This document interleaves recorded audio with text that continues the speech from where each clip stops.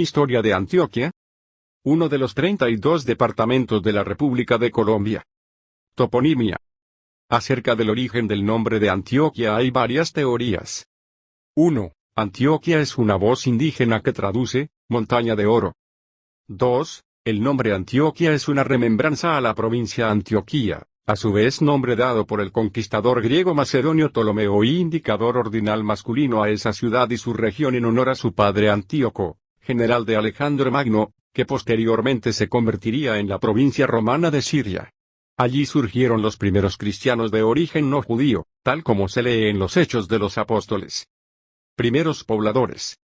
Se afirma con alguna certeza que los primeros pobladores asentados en Antioquia, al igual que los del resto de América y por tanto los de Colombia y alrededores andinos, datan al menos de 13.000 años atrás, para las zonas de la costa atlántica, y 8.000 años atrás para las zonas del interior, aunque pudieran provenir de muchísimo antes si se tiene en cuenta que, por ejemplo, en el Perú han hallado indicios de presencia humana desde hace por lo menos 22.000 años.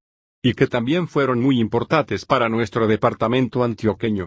Los cuales se dice que los primeros pobladores de Antioquia son los indígenas nutaves. Siglo XVI. Aborígenes en Antioquia a la llegada de los españoles. Cuando llegaron los españoles en el siglo XVI, las tierras de Antioquia estaban pobladas por numerosas tribus indígenas que pertenecían a dos grandes familias étnicas, los caribes y los chibchas.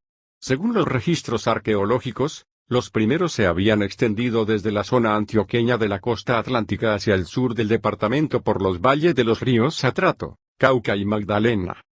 Aunque todavía no hay mucha claridad sobre la cultura del pueblo caribe, ni sobre grupos indígenas que no ofrecían mucha resistencia armada, utilizaban arcos con flechas envenenadas.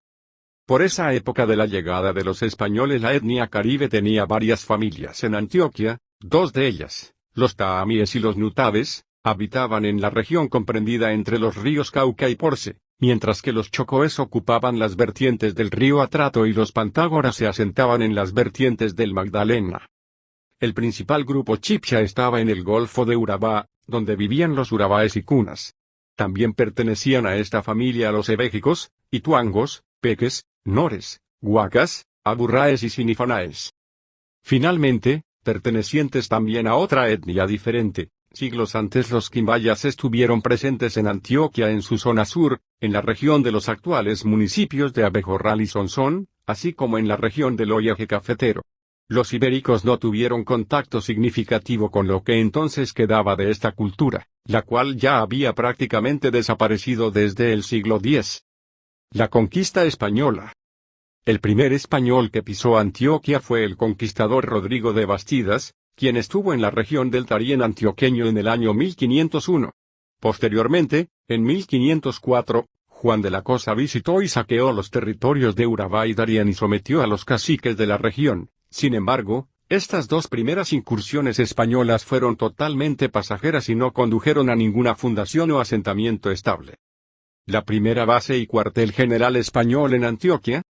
Pero 6 años después, en 1510, Alonso de Ojeda, otro conquistador que había sido nombrado gobernador de la provincia de Nueva Andalucía, la cual comprendía la zona de Urabá, fundó allí en Urabá el primer asentamiento español en territorio colombiano que pretendía servir de base y cuartel general para sus exploraciones al interior del continente. El asentamiento era en realidad un fuerte, más que un poblado. Se bautizó con el nombre de San Sebastián de Urabá, cerca de lo que hoy, en 2009, es el municipio de Necoclí, Antioquia. La primera ciudad española en Antioquia y el continente. Menos de un año después el asentamiento resultó siendo un caos y fue abandonado por los españoles, quienes agobiados por la hostilidad de los indios se trasladaron a otro lugar del Darién, en el litoral opuesto del Golfo de Urabá, el occidental, donde había mejores perspectivas de estabilidad para su base de operaciones. Allí fundaron a Santa María de la Antigua del Darién a fines de 1510, cuyo nombre provino de la promesa que habían hecho de que si ganaban la batalla a los indígenas, la nueva ciudad se bautizaría igual que la Virgen del mismo nombre, venerada en Sevilla, España. Desde esta ciudad, Primera fundación del continente con características de poblado y relativa estabilidad, se hicieron algunas expediciones al territorio antioqueño, por el río León y el río Atrato. Pero también Santa María de la Antigua fue abandonada hacia 1520, y los pocos españoles que sobrevivieron a sus conflictos bélicos se trasladaron a Panamá. La segunda ciudad. La segunda ciudad española del continente fue fundada también en el mismo territorio antioqueño de Urabá, casi en el mismo sitio de la primera fundación de San Sebastián de Urabá. En 1535 los conquistadores de Cartagena de Indias fundaron a San Sebastián de Buenavista, casi en el mismo sitio donde inicialmente estuvo San Sebastián de Urabá. Este pueblo se convirtió en la nueva base de las incursiones iniciales hacia Antioquia. Desde San Sebastián de Buenavista salieron nuevas expediciones, la de Pedro de Heredia hacia Dabeiba en 1536, la de Francisco César en 1537, que llegó hasta Huaca, escenario de una violenta batalla, donde gobernaba el cacique Nutibara, y la de Juan Vadillo en 1537, quien fue igualmente a Huaca y Buriticá, y siguió por el Cauca arriba hasta Caramanta y Cali. Expediciones al interior del continente. Fundación de Santa Fe de Antioquia y descubrimiento del Valle de Aburrá. Los informes de Vadillo atrajeron el interés de los conquistadores que venían del sur, comandados por Sebastián de Belalcázar. Uno de sus tenientes, Jorge Robledo, que había fundado ya a Cartago y Anserma, organizó en 1541 la expedición que descubrió el Valle de Aburrá, y quien ese mismo año fundó además, en el Valle de México, la ciudad de Antioquia. Esta fue trasladada al poco tiempo a la región de Frontino, y en 1548 a la ciudad de Santa Fe de Antioquia, que el mismo Jorge Robledo había fundado 2 años antes. Los conquistadores de estas tierras agrestes desconocían el terreno y la vegetación. Los pobladores indígenas, que no aceptaron someterse a los invasores que venían a dominarlos, y sujetos a múltiples atropellos y arbitrariedades, se enfrentaron duramente a los españoles, y se produjeron diversas rebeliones indígenas para defender los territorios aborígenes. El territorio antioqueño se llamó inicialmente provincia de Antioquia e hizo parte, hasta 1569, de la gobernación de Popayán. En ese año el rey de España estableció la gobernación de Antioquia, sujeta a la audiencia del nuevo reino de Granada. Conservó este nombre de provincia o gobernación, y la dependencia del nuevo reino de Granada hasta 1810. El último gobernador de la provincia antes de la independencia, fue don Francisco de Ayala. Origen de los antioqueños. Entre los grupos que integran el mosaico humano de Colombia quizás el más caracterizado o diferenciado es el pueblo antioqueño. Su particular cultura ha hecho que se tejan muchas especulaciones acerca de su origen paisa. Históricamente los antioqueños proceden del indígena, el español y el negro. Luis López de Mesa decía, la región antioqueña étnicamente debiera clasificarse como ibero-afroamericana. Los estudios genéticos recientes han comprobado la información de los historiadores, como no había casi mujeres españolas, el grupo antioqueño recibió su herencia femenina de los indígenas, mientras que los españoles representan más o menos las 2/3 partes del aporte masculino, los indígenas entre el 25 y el 30%, y los africanos entre el 5 y el 15%. Aunque el número de indígenas de la provincia de Antioquia era elevado, probablemente de más de 1 millón de personas para 1500, se redujo rápidamente, y para 1560 no superaba los 100.000. Esta drástica disminución fue causada por el enfrentamiento a la conquista española y sobre todo por el impacto de las enfermedades europeas. James J. Parsons, investigador norteamericano, realizó por 1949 un estudio bastante detallado sobre el origen de los antioqueños y, entre otros, suministra los siguientes datos respecto de la población negra de esta región. En 1759 había en Antioquia 900 negros que en 1767 habían aumentado a 4.296, en 1797 la cifra anterior se había duplicado. El censo de 1808 arrojó 10.045 esclavos, aunque ya para esta fecha muchos de ellos no eran peones mineros sino dependientes domésticos. En algunos distritos los mulatos eran más numerosos que los mestizos y blancos. Los negros eran numerosos en los campos mineros. según el censo de 1788, que muestra una estructura étnica que poco cambió en el futuro dado el aislamiento demográfico de la región. La población estaba dividida en ese momento en un 14% de blancos, un 64% de mestizos, sobre todo descendientes de mujeres indígenas y conquistadores españoles, un 16% de esclavos negros y un 6% de indios. Siglo XVII. Don Gaspar de Rodas. Aunque solo vivió 7 años del siglo XVII, murió en 1607, el personaje español más representativo con el cual se inicia la historia de Antioquia en este siglo es don Gaspar de Rodas, primer gobernador del departamento. Hombre de recia personalidad y de espíritu creativo, tomó cariño a esa, su tierra adoptiva, que le proporcionó los elementos humanos y geográficos para demostrarle a su generación un sincero agradecimiento a la oportunidad que le dio el nuevo reino de Granada de materializar sus sueños fundadores de nuevas ciudades. Gaspar de Rodas perdurará en esa comarca colombiana como prototipo progresista e incansable luchador. Aquella gobernación de don Gaspar de Rodas fue todo un hito de conquistas, acciones y humanismo, que condujo a que esta región se desarrollase de manera diferente, separada del resto del nuevo reino de Granada. A ella llegaron lenta pero persistentemente nuevas familias españolas, que 200 años después de la muerte de Rodas empezaron su expansión territorial hacia las tierras del sur, en lo que se llamó la colonización antioqueña, y tras 2 siglos más han llegado a establecerse, fundando pueblos muchas veces en casi todos los rincones de Colombia. Se estima que la tercera parte de la población de Colombia es descendiente de aquellos colonizadores, de los cuales unos 4 millones, 5,5 en 2009, viven dentro del territorio del departamento y otros 8 millones viven en otras regiones.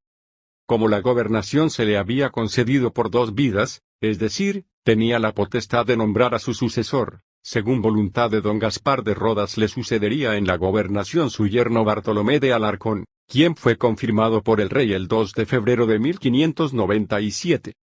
Según relatan, durante su senectud don Gaspar contaba sus aventuras y penurias del pasado por entre los intrincados parajes de Ituango. Dicen que se refería con frecuencia a las montañas de aquella comarca, insistiendo en que las consideraba como las más escabrosas conocidas por él. Solía comentar mucho también sobre los indígenas tuangos, los cuales, según opinaba, eran los más valientes guerreros que hubo durante la conquista española.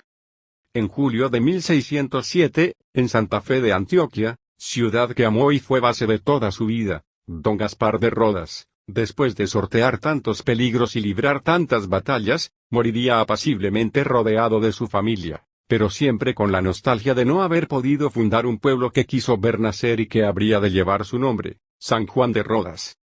La montaña de oro. El oro fue el determinante que propició inicialmente la vida de Antioquia. Antioquia fue domesticada, se impulsó y creció con el oro, tanto durante la conquista en el siglo XVI como después en la colonia, en el siglo XVII. El siglo XVII, en Antioquia, puede ser llamado el siglo del oro. Incluso, algunas teorías sostienen que el mismo nombre de Antioquia significa montaña de oro en algún vocablo indígena. Pero el siglo XVII en Antioquia puede ser llamado el siglo del oro, no debido a la abundancia de este material o a la riqueza que pudiera representar, sino porque en esta provincia no había más de qué vivir. Antioquia dependía casi exclusivamente de este mineral, en tanto la agricultura y la ganadería eran prácticamente de subsistencia y las artesanías y la industria apenas si existían en modestas cantidades. En términos históricos y registrados, la montaña de oro es una expresión que se refiere a la fama que desde el siglo pasado tenía Buritica, en cuyos territorios y sus alrededores se desarrollaron la vida y las obras de don Gaspar de Rodas. Era tal la fama de Buritica con relación al oro, que Pascual de Andagoya le había escrito al rey en 1540.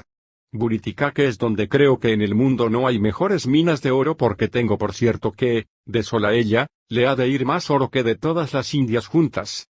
La minería en Antioquia fue diferente durante la conquista a como lo fue luego durante el siglo XVII en la colonia. Las diferencias eran que ambas minerías tuvieron localizaciones geográficas muy diferentes, los mineros eran diferentes, y la estructura administrativa también lo fue. En la conquista las minas estuvieron ubicadas en tierras bajas, en Remedios, Zaragoza y Cáceres, y su producción se llevó a cabo con obreros indígenas y negros. En tanto, en la colonia, Las zonas mineras de Antioquia se localizaron básicamente en la zona alta y montañosa de Santa Rosa de Osos, en el valle donde se asienta esta ciudad y por entonces llamado Valle de los Osos. La producción de oro en el valle se realizó mediante esclavos de origen africano. En este tipo de minería no existió para nada la minería de beta. La minería en las tierras altas de los Osos suscitaba dificultades técnicas para los mineros de Antioquia, acostumbrados a las tierras bajas. Allá habían hecho uso de la técnica de las acequias desplazando las aguas de las tierras altas a las bajas, pero en los depósitos de Santa Rosa solo podían trabajar en épocas de lluvias, pues el oro era de peñas, llamado también oro bajo. Por estas épocas del establecimiento español, la producción de oro la controlaba una institución llamada la Casa de la Fundición, encargada de cobrar el porcentaje económico de la actividad que correspondía al rey, el cual era del 3%. Según toda la legislación desarrollada a lo largo del siglo XVII. En ella se prohibía la explotación del oro en polvo, se ordenaba que el oro debía ser llevado primero a la casa de la fundición, no exigía contribución a los mineros, pero se cobraba un impuesto a los comerciantes. El oro en pelusas, producto de las minas de Canalón y de Batea, era aceptado como moneda corriente dentro y fuera de la provincia de Antioquia. Por este motivo la corona prohibía que fuera exportado sin antes pasar por la casa de la fundición donde, además de ser aquilatado se le ponía el sello de la corona. Pero la evasión podía más que el control, razón por la cual no es fácil establecer una correlación directa entre las cifras de fundición y la producción total por año. Sin embargo, existen archivos confiables que registran tanto la producción de oro como la llegada del mineral a España, y en ellos se aprecia claramente cómo la producción nacional, que obviamente incluía a Antioquia como uno de los principales productores, si no el principal, tuvo un apogeo en el siglo XVI, por allá en 1595 y 1596, para después, durante el siglo XVII caer impresionantemente a la quinta parte, situación que continuó durante la totalidad del siglo XVII, una crisis esta del oro que no terminó hasta más o menos 1784, ya bien entrado el siglo XVIII. Los registros disponibles sobre las llegadas de oro a España por esas épocas, transportado en su flota marítima de Indias, parecen confirmar estos datos, pues la recepción de oro en España pasó de 45 millones de gramos en 1560 a solo 5 millones en 1660. Colmenares, Historia Económica y Social de Colombia, 1537-1719. Esta dramática situación de la economía del oro, especialmente en Antioquia que dependía de ella, condujo a mediados del siglo XVII a la decadencia de las reales de minas de Cuamocó, Zaragoza, Remedios y Buriticá, y obligó a los mineros de la provincia de Antioquia a buscar nuevas minas. Así por ejemplo, la familia de los capitanes Juan y Fernando de Toro, lo mismo que Pedro y Jerónimo Martín de Mora, hermanos, y Juan García de Ordaz, descubrieron los minerales de Santa Rosa de Osos. Al poco tiempo hubo gran cantidad de minas en el valle donde se asienta esa ciudad, y se explotaban los reales de los Osos, Santa Rosa, San Jacinto, Petacas y Río Chico. Durante la segunda mitad del siglo XVII y todo el siglo XVIII, en estas regiones la actividad minera comenzó de nuevo a incrementarse considerablemente, hasta llegar a un clímax a finales de ese último siglo. Según se dijo, a fines del siglo XVI ya había terminado el llamado primer ciclo del oro y la producción comenzó a mostrarse sumamente pobre. Particularmente en la capital de Antioquia, Santa Fe de Antioquia, toda la economía de la ciudad se había edificado sobre la explotación aurífera. De manera que para hacer frente a la crisis de la ciudad, sus habitantes debieron buscar nuevas formas de sobrevivir, e intentaron una solución con la ganadería y el cultivo del maíz. Pero para ello se debía disponer de tierras y ojalá fértiles. Ya que las mulas cargadas de oro habían abierto el camino desde Buriticá hasta la ciudad capital, los terrenos aledaños a él ofrecieron una solución inmediata. Se cambió la explotación del entorno de la ciudad de la explotación aurífera a la del cultivo y la ganadería. Así entonces fue como los mineros de Santa Fe de Antioquia se desplazaron por el río Cauca hasta buscar los minerales del Valle de San Nicolás, Río Negro, y los del Valle de los Osos, Santa Rosa, con centro de operaciones esta vez en la villa de la Candelaria de Medellín, que con un clima más favorable, promisorios cultivos en la parte sur del Valle de Aburrá y hatos ganaderos en el norte del mismo, parecía tener todas las ventajas de las que adolecía Santa Fe de Antioquia. De este modo fue adquiriendo importancia Medellín. En síntesis, si la capital de Antioquia se encontraba en medio de esta profunda crisis al finalizar el siglo XVII, el inicio del SBI tampoco se insinuaba para nada próspero. El panorama ilustrado por el procurador de la ciudad en 1703 no podía ser peor. Para empeorar las cosas, alrededor de 1689 la cuenca del río Cauca fue azotada por una plaga de langostas que debilitó aún más la frágil economía de la ciudad. Las sementeras que apenas sustentaban la población cayeron bajo el apetito voraz de los insectos, y su carácter migratorio irrigó por el corredor el fin de los cultivos, tal como las pestes habían diezmado la población indígena. El resultado inmediato fue el aumento de los precios. Pero paradójicamente, la cuenca del río Cauca fue también una barrera protectora natural que impidió que el enjambre afectara considerablemente el valle de Aburrá, Medellín y vecinos, o el valle de San Nicolás, Río Negro, por lo que la nueva villa y su vecindario oriental encontraban condiciones favorables para su desarrollo por encima de la antigua y decadente capital de la provincia, Santa Fe de Antioquia. Fue entonces cuando comenzaría a surgir Medellín. Fundaciones en Antioquia durante el siglo XVII. Las principales ciudades antioqueñas fundadas en el siglo XVII fueron Buriticá, Sabana Larga, San Jerónimo, Sopetrán, Marinilla, y las del Valle de Aburrá, Copacabana, Girardota, La Estrella y Medellín. Valle de Aburrá. El Valle de Aburrá, en donde hoy se asienta Medellín, fue visto por primera vez por los españoles el 24 de agosto de 1541. Una expedición de 32 hombres venía en búsqueda de tierras y riquezas al mando de Jerónimo Luis Tejelo, un adelantado capitán protegido por Robledo y de quien Tejelo recibía órdenes. Los indios dueños del Valle de Aburrá, armados con dardos, macanas y tiraderas, ofrecieron una feroz resistencia, y muchos se suicidaron para evitar ser dominados. Luego de su paso inicial por el valle, esta primera expedición española de Tejelo pasó de largo y continuó su exploración hacia el río Magdalena, lejos hacia el este del valle. También don Gaspar de Rodas había llegado al Valle de Aburrá, según parece, en 1574, desde la región del occidente de Antioquia. Llegó por el llano de Ovejas, San Pedro de los Milagros, y se encantó con el clima del lugar. De esta excursión se recuerda el Cerro Nutibara, muy vigente aún hoy, que en principio se llamó Morro de Marcela de la Parra, luego Morro de los Cadavides, y finalmente Cerro Nutibara. El gobernador de Antioquia, don Gaspar de Rodas, murió en 1607. A él le había sido concedida una gobernación de Antioquia de 2 vidas. Es decir, tenía el derecho de nombrar a su sucesor. En esta condición, don Gaspar dejó como sucesor en la gobernación a Bartolomé de Alarcón, su yerno, durante cuya gestión no ocurrieron hechos de significancia para narrar relativos al Valle de Aburrá. Bartolomé de Alarcón murió en 1614. Pero para esta fecha había llegado a Antioquia, desde Zaragoza, don Francisco Herrera y Campuzano, oidor de la Real Audiencia de Santa Fe de Bogotá, quien finalmente fundaría a Medellín en el Valle de Aburrá. Con un carácter bondadoso y justo, el oidor dictó también varias ordenanzas en favor de los indios en Santa Fe de Antioquia, donde permaneció unos 10 meses.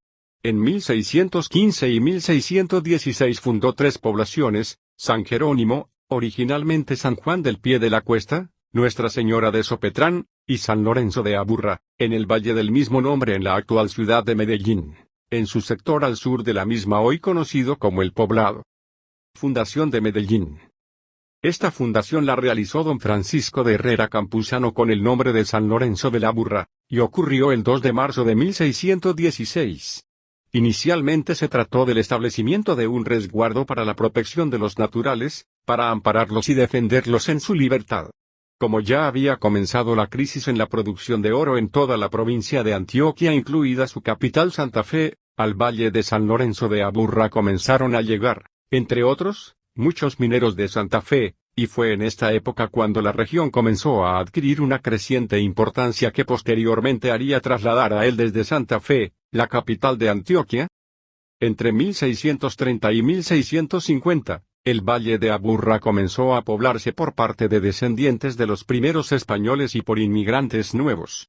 En 1637, y luego en 1646, se trasladaron los habitantes del Valle de Aburrá al ángulo formado por el río Aburrá, hoy río Medellín, y el riachuelo de Aná, hoy quebrada Santa Elena.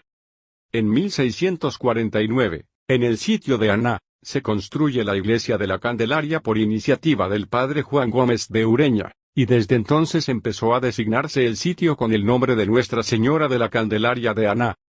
El 20 de marzo de 1671 el teniente de gobernador Juan Bueso de Valdés funda la Villa Nueva del Valle de Aburrá de Nuestra Señora de la Candelaria, por decreto del gobernador Francisco de Montoya y Salazar.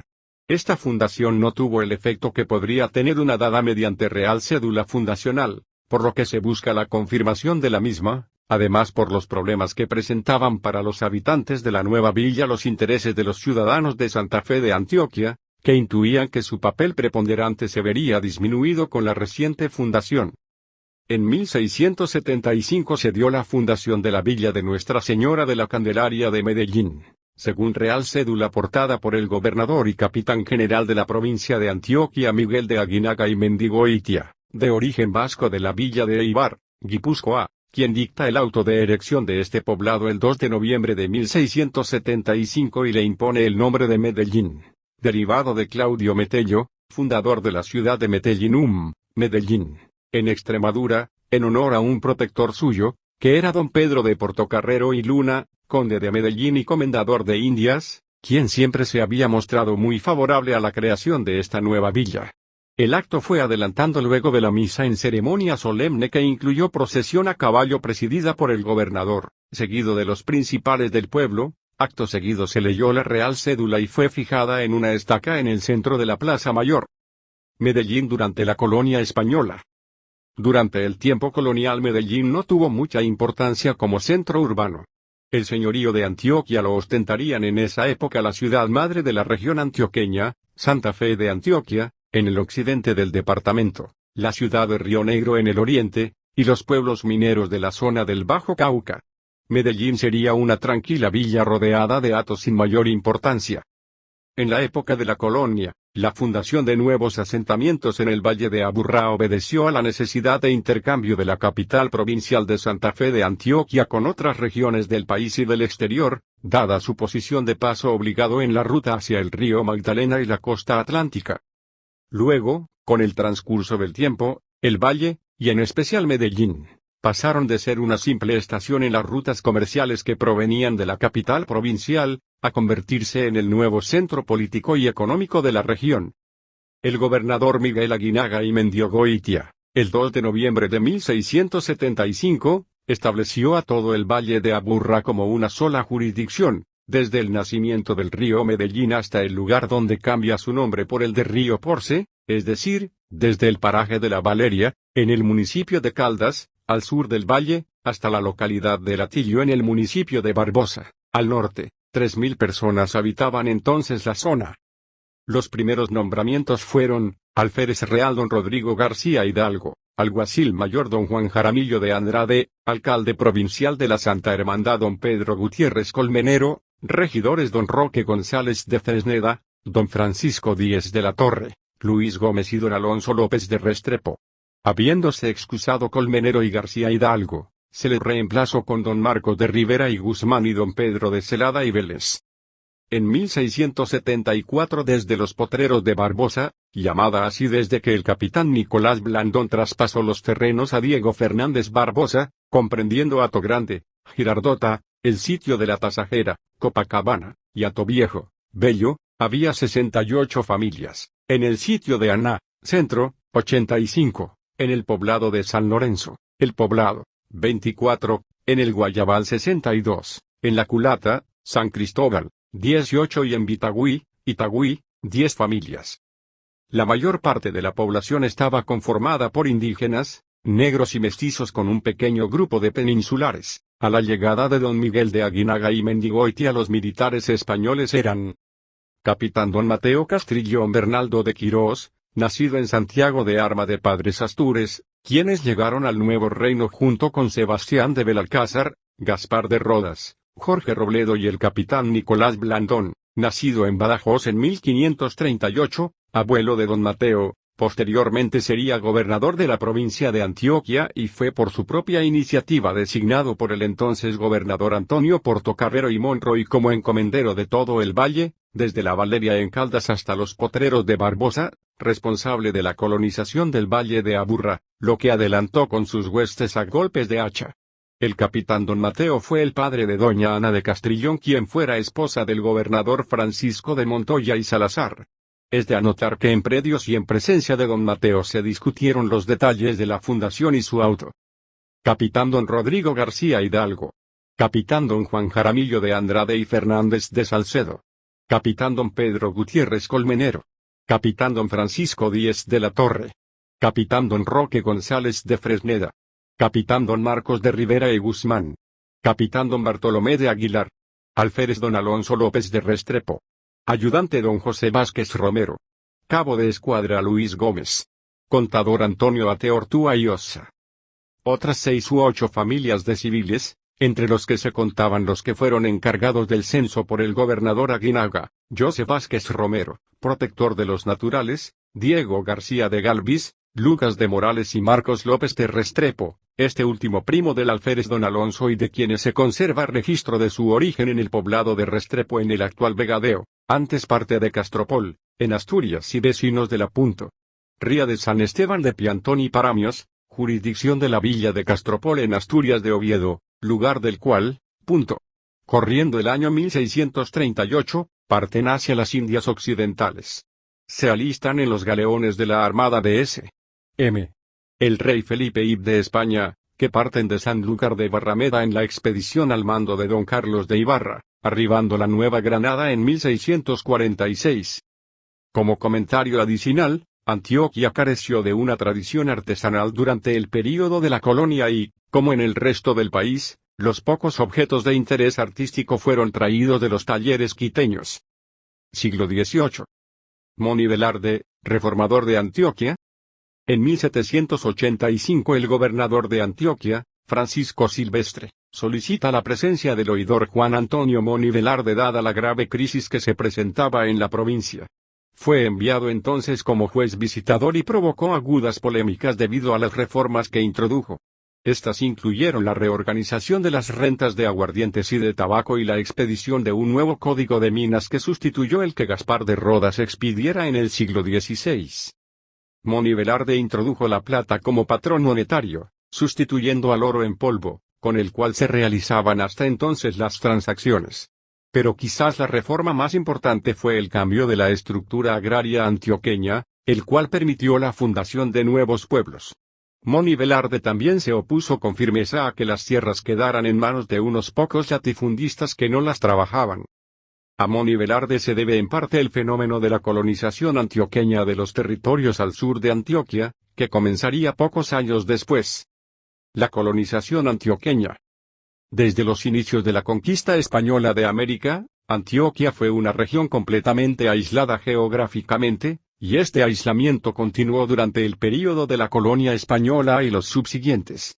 El aislamiento propició que su desarrollo económico y social tuviese notables diferencias con relación al resto del país. Durante sus épocas tempranas de desarrollo, el principal modo de integración con el resto de la República lo constituiría, además de la arriería, el ferrocarril de Antioquia. Puesto que inicialmente las tierras habitadas de Antioquia no eran las más aptas para la agricultura, la principal actividad económica de los antioqueños fue la minería del oro. Por otra parte, inicialmente las mejores tierras de Antioquia fueron propiedad de unas pocas familias que las mantenían sin explotar. A finales del siglo XVIII se presentó una disminución en la producción de oro, al tiempo que las tierras disponibles no eran suficientes para satisfacer las necesidades de la población, todo lo cual configuró una crisis local. Esta situación cambiaría, sin embargo, después de la llamada colonización antioqueña. Con la colonización antioqueña se inició la migración de muchos antioqueños, llamados localmente paisas, hacia el sur de la provincia de Antioquia, y se produjeron los primeros asentamientos de colonos antioqueños en otras vastas regiones hasta el momento inexplotadas, y fue entonces cuando las tierras pasaron a ser posesión de miles de familias paisas y dejaron de ser privilegio exclusivo de las clases más favorecidas. Lo que personas llama colonización antioqueña moderna, se desarrolló básicamente en los territorios de los departamentos de Antioquia, Caldas, Risaralda, Quindío, Valle del Cauca y Tolima. Además, con menor énfasis, se dirigió hacia los departamentos del Chocó, Córdoba y otros sectores más lejanos, Casanare, Meta, Caquetá y Putumayo.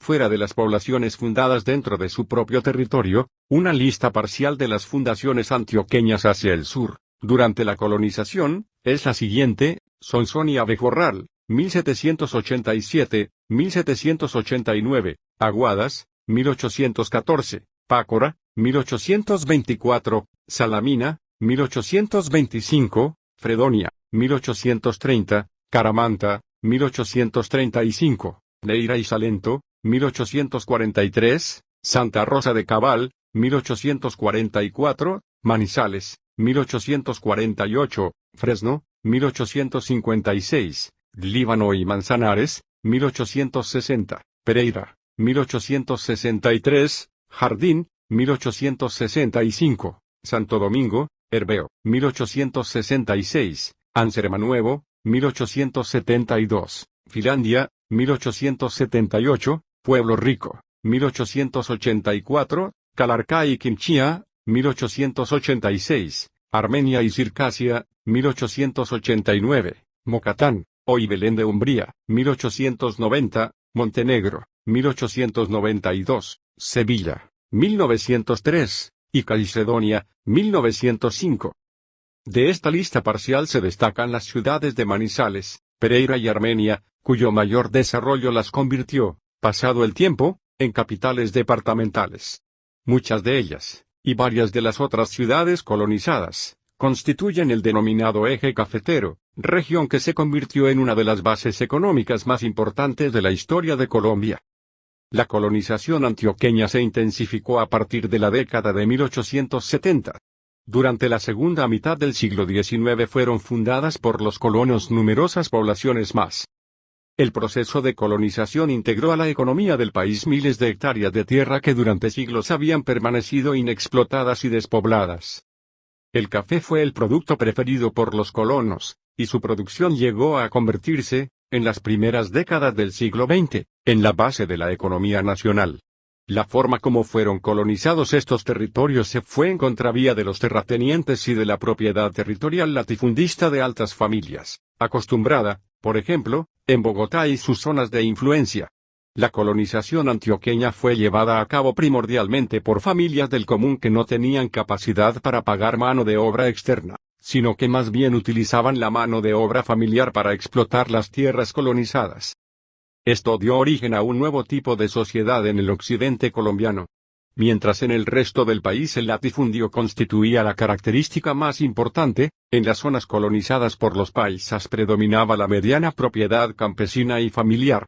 Además, debido al aislamiento impuesto por la geografía, los pobladores del occidente colombiano permanecieron ajenos a los conflictos armados que acaecieron en Colombia durante todo el siglo XIX, por lo cual en la zona hubo un desarrollo económico estable y continuo, en contraste con otras regiones donde el desarrollo económico se vio seriamente afectado como consecuencia de las guerras civiles.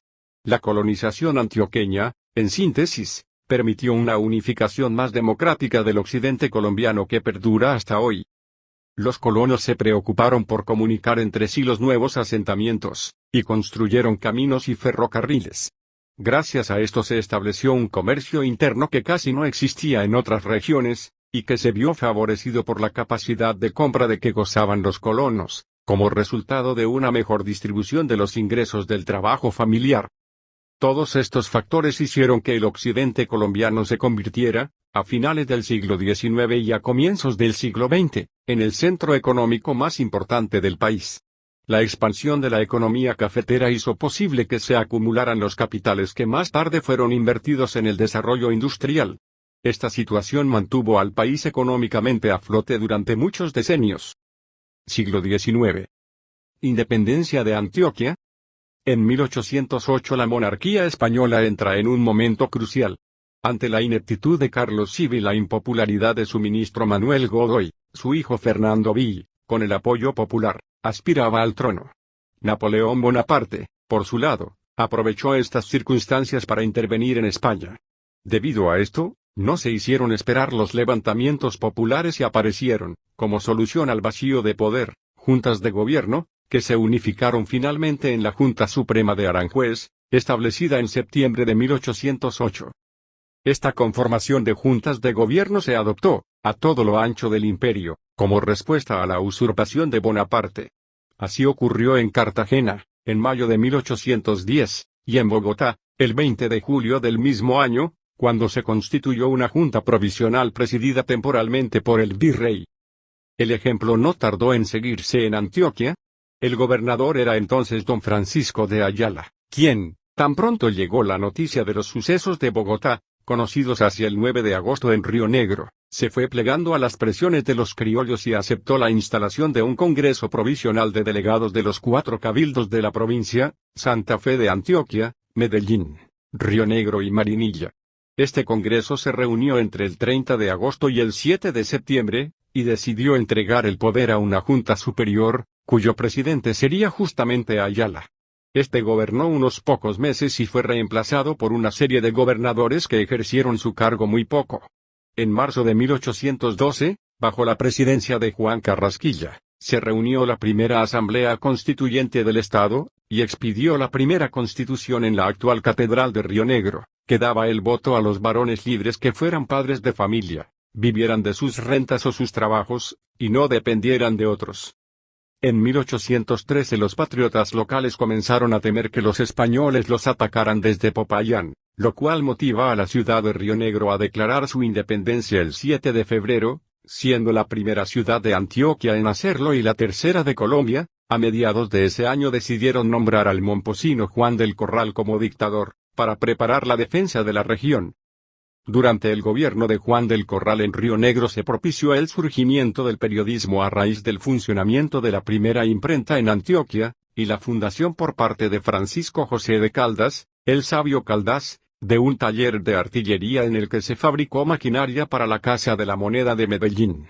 Se fundieron cañones y fusiles para equipar los ejércitos de libertad y se formaron los jóvenes que entrarían a muy temprana edad a conformar ejércitos. Este taller funcionó en la famosa Casa de la Maestranza de Río Negro. Del Corral proclamó, el 11 de agosto de 1813, la independencia absoluta de Antioquia. Pidió además a la legislatura la aprobación de una ley según la cual los hijos futuros de las esclavas serían libres, la ley de libertad de partos. Los españoles finalmente intentaron reconquistar la provincia en 1815, y lo hicieron sin encontrar mayor resistencia. Las ciudades se sometieron al rey, y la reconquista, en esta región, no vio las ejecuciones y las represalias sangrientas de otros lugares del país. Derrotados los españoles en la batalla de Boyacá, Bolívar mandó al coronel José María Córdoba a recuperar la provincia. Después de algunas escaramuzas, la batalla de Chorros Blancos, el 12 de febrero de 1820, marcó el fin del dominio español en Antioquia. Antioquia durante la Nueva Granada y la República de Colombia. El 17 de diciembre de 1819 fue expedida en el Congreso de Angostura la ley fundamental que creó la República de Colombia, cuyo vicepresidente fue el medellinense Francisco Antonio Sea. Quedaron unidas la Nueva Granada y Venezuela, divididas en 3 departamentos, Cundinamarca, Venezuela y Quito. Antioquia quedó como provincia del departamento de Cundinamarca. El 12 de julio de 1821 el Congreso de Cúcuta, bajo la presidencia del envigadeño José Manuel Restrepo, expidió la Constitución de Cúcuta, basada en la de Angostura, la que dividió la República en departamentos y a estos en provincias. Antioquia quedó como provincia del departamento de Cundinamarca y su capital continuó siendo Santa Fe de Antioquia, hasta 1826, cuando el Congreso Nacional aprobó trasladar la capital a Medellín. Durante estos años el hecho más notable fue la rebelión del general José María Córdoba, quien decidió, en septiembre de 1829, proclamar la vigencia de la Constitución de Cúcuta y levantarse contra la dictadura de Bolívar. Las tropas del gobierno derrotaron a Córdoba en la batalla del Santuario, el 17 de octubre, y el general rebelde fue ultimado cuando se encontraba ya indefenso y herido. Ante la disolución de Colombia en 1830, el departamento de Cundinamarca, que abarcaba todo el territorio de la actual Colombia, fue dividido, y Antioquia adquirió el carácter de departamento. En 1840 la región fue escenario de la rebelión encabezada por el exgobernador coronel Salvador Córdoba, en busca de mayor autonomía regional y contra el gobierno centralista de Pedro Alcántara Herrán. Córdoba fue derrotado y fusilado sin fórmula de juicio, junto con el exgobernador Manuel Antonio Jaramillo. En esta revolución se hizo famosa Ana María Martínez Tenicer, quien se enroló como soldado en las filas de los defensores del gobierno legítimo y participó en la batalla de Salamina, 1841. Los conservadores mantuvieron el poder regional hasta 1849, cuando el gobierno liberal de José Hilario López volvió a nombrar gobernadores liberales. La resistencia conservadora a las reformas liberales de mediados de siglo terminó en una guerra civil en la que participaron los antioqueños, que se levantaron a nombre de la defensa de la Iglesia y en defensa del federalismo y la autonomía regional, pero fueron derrotados. La respuesta del gobierno liberal fue dividir a Antioquia en tres provincias: Medellín, Córdoba, con Río Negro como capital, y Antioquia, con Santa Fe como capital, para frenar las mayorías electorales que ya tenía el conservatismo. Esta medida, así como las medidas tomadas contra la Iglesia, la libertad total de prensa, el impuesto directo y otras medidas radicales liberales, chocaban a los conservadores de Antioquia, que empezaron a favorecer un régimen federal, con el objeto de escapar al control del gobierno nacional. Esta visión coincidía con el federalismo que por razones doctrinarias sostenían muchos liberales en el resto del país, y favoreció la evolución hacia la autonomía regional que se dio en los años siguientes. En 1853 el país cambió su constitución y permitió a las provincias tener sus propias constituciones, así como gobernadores nombrados por las legislaturas locales. Córdoba, Santa Fe y Medellín expidieron entonces sus constituciones, en las que predominaron las orientaciones conservadoras. Antioquia bajo el federalismo. Al volver los conservadores al poder en 1855, el Congreso aprobó la reunificación de Antioquia. La nueva provincia expidió una nueva constitución ese mismo año, y el año siguiente los representantes antioqueños en el Congreso, en su mayoría conservadores, lograron la aprobación de un acto adicional a la Constitución para crear el Estado de Antioquia el 11 de junio de 1856. La tendencia al federalismo fue confirmada por la Constitución de 1858, la cual cambió el nombre del país a Confederación Granadina y adoptó el régimen federal. En 1863, el federalismo se acentuó con la Constitución de Río Negro, que adoptó el nombre de Estados Unidos de Colombia y dio a los estados el carácter de soberanos. El 27 de enero de 1863 se expidió la Constitución Política del Estado Soberano de Antioquia. Entre sus rasgos destacados, en ella se establece de nuevo la unicameralidad de la Asamblea del Estado, la cual se componía de 30 diputados, nombrados por los municipios. Aprobada la Constitución de Río Negro en mayo de ese año, se aprobó una nueva Constitución de Antioquia el 29 de mayo, por un gobierno liberal presidido por Pascual Bravo. Los conservadores, descontentos con medidas como la expropiación de los bienes de manos muertas y el control de la Iglesia por parte del Estado, se lanzaron a una nueva revuelta, que terminó el 4 de enero de 1864 con el triunfo conservador y la muerte del gobernador en la batalla de El Cascajo.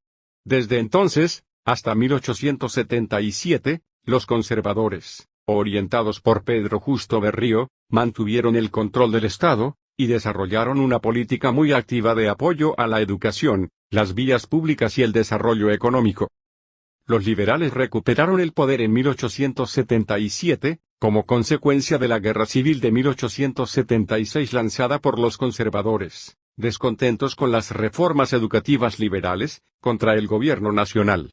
Una nueva constitución liberal reemplazó la de 1864, y los liberales lograron mantener el poder hasta 1886. Antioquia durante la regeneración. La victoriosa alianza entre los conservadores y los independientes se plasmó en 1885-1886 con un proyecto estatal que tuvo como bases la centralización política del país, la descentralización administrativa, la organización de un ejército único y nacional, el mantenimiento del Banco Nacional y del papel moneda y la relación concordataria entre la Iglesia y el Estado. Una vez aprobada la Constitución de 1886, el Consejo Nacional de Delegatarios nombró como presidente de la República para un período de 6 años, 1886-1892, a Rafael Núñez. El gobierno de Antioquia se reorganizó una vez culminada la guerra de 1885 y en los comienzos de la regeneración, 1886-1891. El 7 de septiembre de 1886 se proclamó a Marceliano Vélez como gobernador del departamento de Antioquia. La actitud global de los grupos dirigentes antioqueños una vez iniciada la regeneración consistió en apoyar el régimen político nacional, pero manteniendo su distancia con respecto a las políticas económicas del gobierno central. Por ello la búsqueda de exenciones frente a estas políticas se constituyó en un elemento básico para entender los factores de conciliación y conflicto entre la región antioqueña y el gobierno nacional. El comercio. Desde mediados del siglo XIX comienza a manifestarse en Antioquia un importante desarrollo comercial, reflejo, entre otras causas, de la expansión que se daba en la minería, del auge de la ganadería comercial y de la colonización antioqueña del sur de su territorio y de otras regiones. Tanto la población minera y los centros dependientes de las minas como Remedios, Segovia y Titiribí, entre otros, así como las zonas de colonización, se iban transformando en importantes mercados para los comerciantes. Siglo XX. La segregación del departamento de Caldas. La Guerra de los Mil Días había dejado al país en condiciones lamentables en su economía, y tanto la situación política como la social hacían necesaria la adopción de medidas de reanimación de regiones que pedían nuevas formas de administración y manejo de sus recursos. Antes de la larga confrontación civil, y como consecuencia de la centralización que prevaleció en la Constitución de 1886, el manejo desde el gobierno central provocó reacciones que se exteriorizaron en las intervenciones del general Rafael Uribe, en el Parlamento, y en documentos públicos en los que el caudillo liberal hizo propuestas específicas para una nueva conformación político-administrativa de Colombia.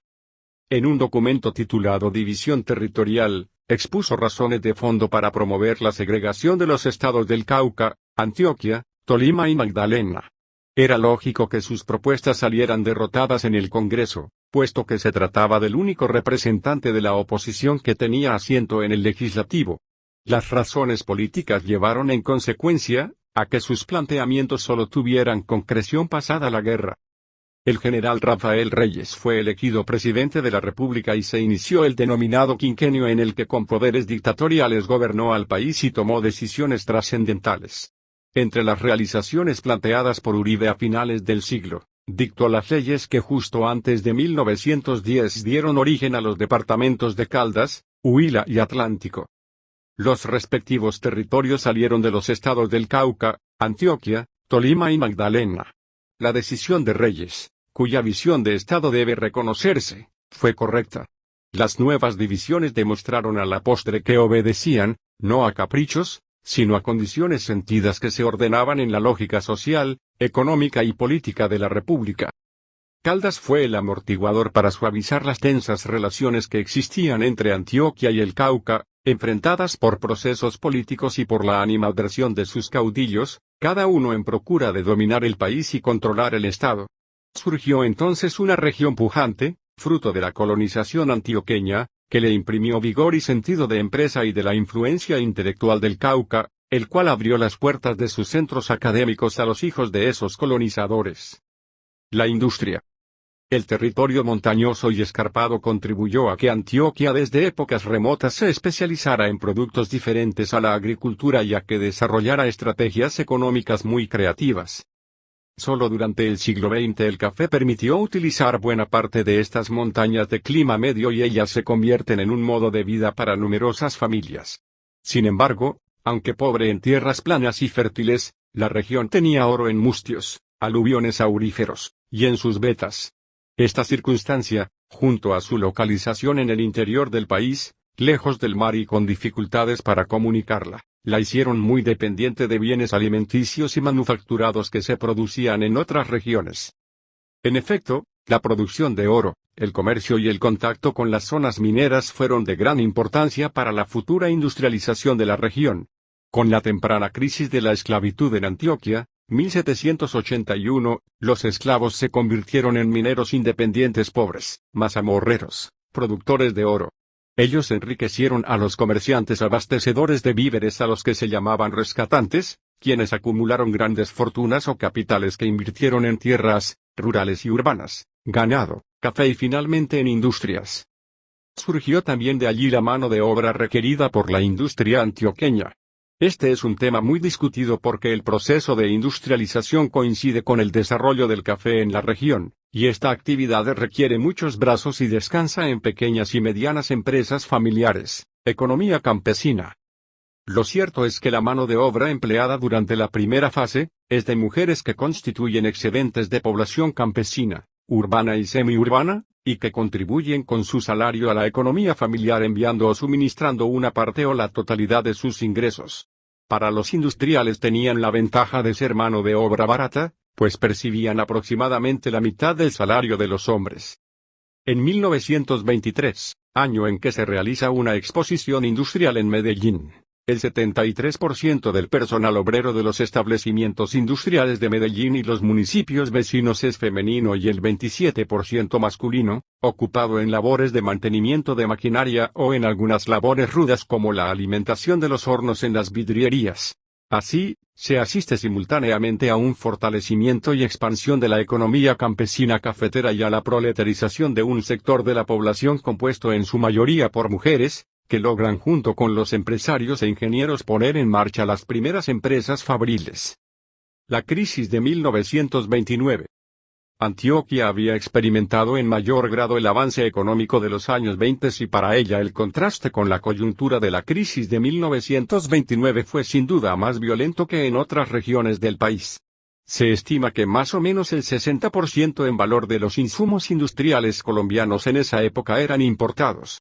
Lo mismo puede ser válido para Antioquia, que era la que usaba casi la mitad de dichos insumos. Por lo tanto, el drástico recorte en la capacidad para importar castigaba duramente a la naciente pero vigorosa industria. De los años 50 en adelante.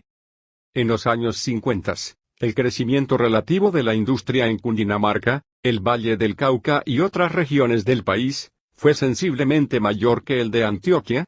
Por esa razón, este departamento, que en el censo industrial de 1945 ocupó el primer puesto entre los demás del país, en 1956, cuando se hizo un nuevo censo, pasó a ocupar el segundo puesto después de Cundinamarca, tanto por el número de establecimientos, como por la fuerza laboral y el valor agregado en industrias. Desde entonces, Antioquia ya no volvió a ocupar la primacía industrial en Colombia. Siglo XXI. Reacción. Antioquia, escudo. PNG. La sociedad antioqueña ha reaccionado con tal fuerza contra ese período de violencia, que ha logrado unirse en torno al objetivo de sacar adelante su capital y su región en clara categoría de triunfo, al punto de haber recobrado, desde 2006, su liderazgo económico y cultural tradicional con los mismos visos ejemplarizantes que temporalmente había perdido. Nueva colonización en el siglo XX. A pesar de ser un período de muchos conflictos y de crisis de seguridad, el antioqueño siempre está buscando nuevos horizontes, es por esto que se está desplazando poco a poco hacia el norte sobre los departamentos de Córdoba y Sucre, en busca de negocios como la ganadería, la pesca y la riqueza de sus tierras para la agricultura. Más de un 27.3% de la población entre estos dos departamentos ubicados al noroccidente del país, pertenece a Antioquia.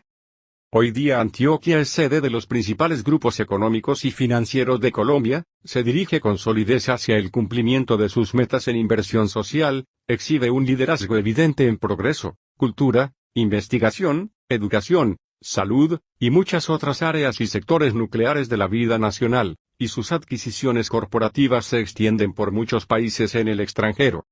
Continuación de la violencia y el narcotráfico.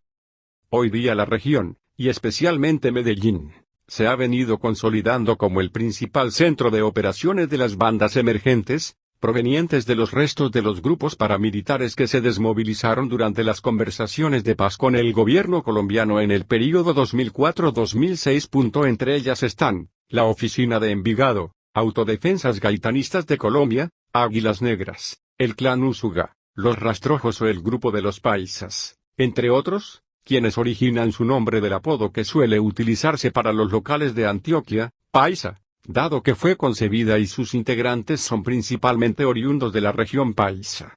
Estos grupos criminales concentran sus operaciones en las ciudades y pequeños pueblos tratando de controlar los flujos de drogas hacia la costa Caribe, especialmente entre los departamentos de Córdoba y Sucre, donde las venden a las organizaciones que cuentan con infraestructuras más grandes y pueden mover las drogas a nivel internacional.